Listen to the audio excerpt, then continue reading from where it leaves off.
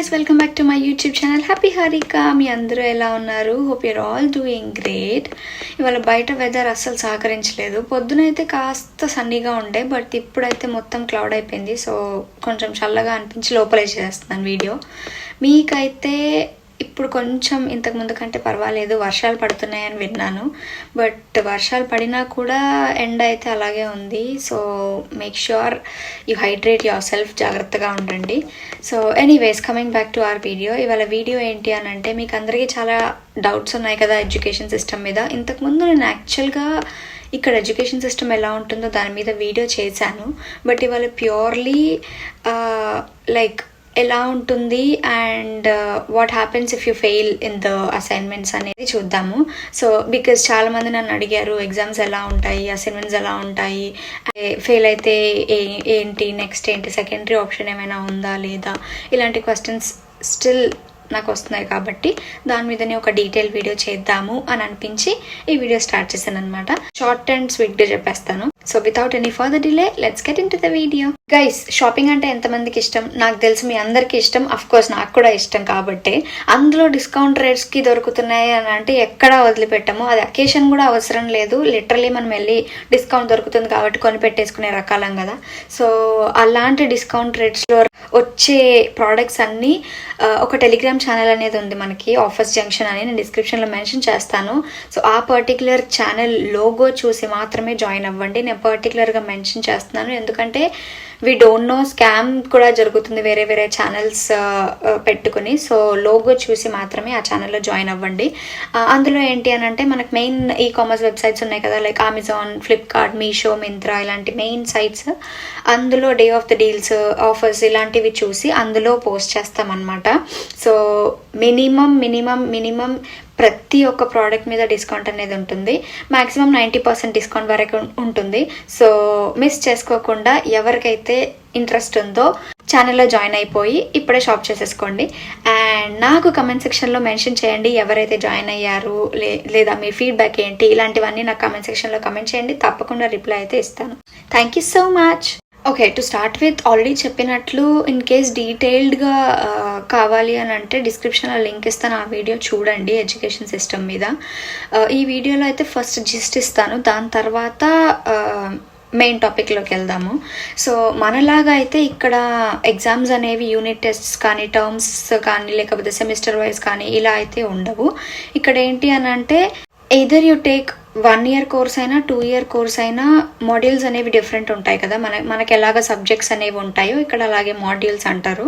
So ఒక్కొక్క మాడ్యూల్కి రెండు అసైన్మెంట్లు ఉంటాయి. మోస్ట్లీ మెజారిటీ వైజ్ చెప్తున్నాను, అన్ని మోస్ట్ ఆఫ్ ది యూనివర్సిటీస్లో ఇలాగే ఉంటుంది. సో ఒక మాడ్యూల్కి 2 అసైన్మెంట్స్ లాగా ఉంటాయి. ఆ అసైన్మెంట్ ఎయిదర్ ప్రాక్టికల్ అయి ఉండొచ్చు, లేదా రిటర్న్ అసైన్మెంట్స్ లాగా అయి ఉంటాయి. అవే ఇంకా ఎగ్జామ్స్ లాగా అనమాట. మన ఎగ్జామ్ షెడ్యూల్ లాగా అయితే అస్సలు ఉండదు.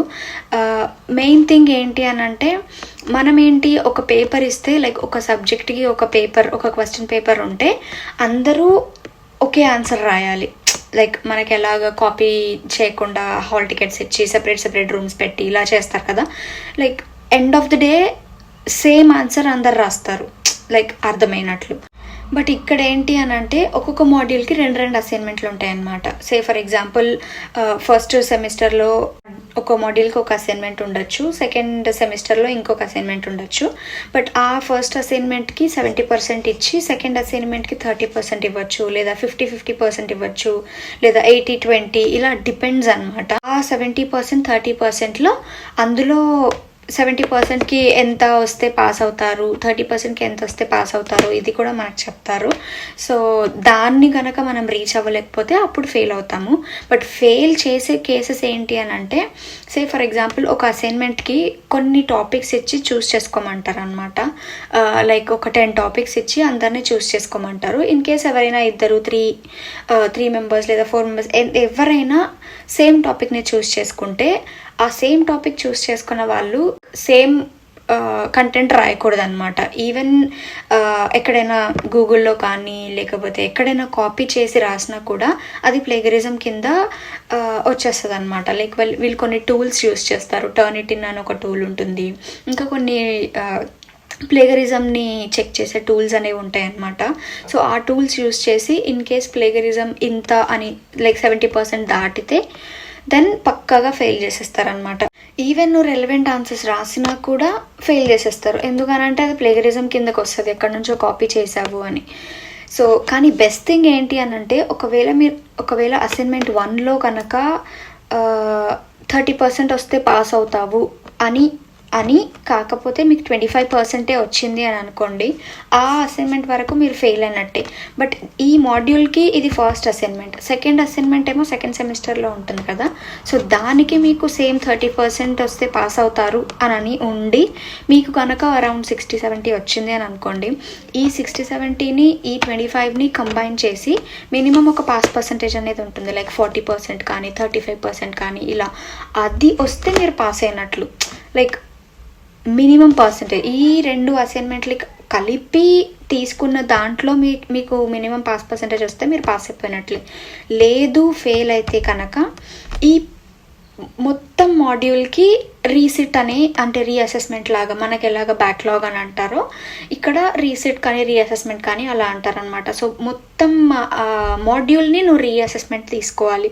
లైక్ ఫస్ట్ అసైన్మెంట్ మళ్ళీ రాయాలి, సెకండ్ అసైన్మెంట్ మళ్ళీ రాయాలి.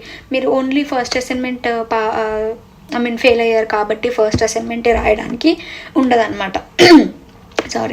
ఫస్ట్ అసైన్మెంట్ రాయడానికే ఉండదు. మొత్తం మాడ్యూల్ మీరు మళ్ళీ రీఅసెస్మెంట్లో రాయాల్సి ఉంటుంది.